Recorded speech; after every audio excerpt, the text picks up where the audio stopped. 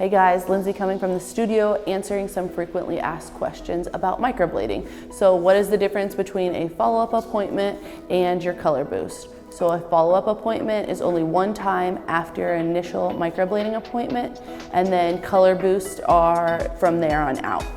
So every time you fade in between that 1 and 5 year mark, after the sun has taken a toll, chemical and manual exfoliants have taken a toll, it's time to reimplant that color, redefine all those hair strokes. So moving forward, after you had your 2 initial microblading appointments, it's just color boost from there on out.